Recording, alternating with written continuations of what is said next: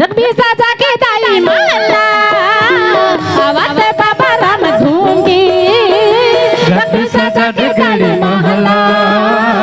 आवत बाबा राम धूम की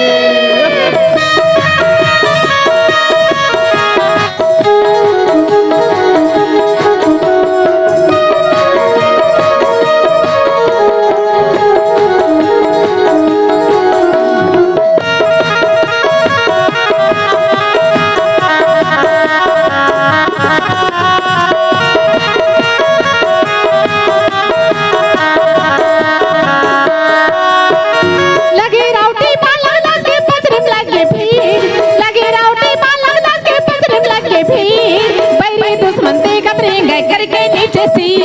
बैरी दुश्मन दे कतरेंगे करके नीचे सी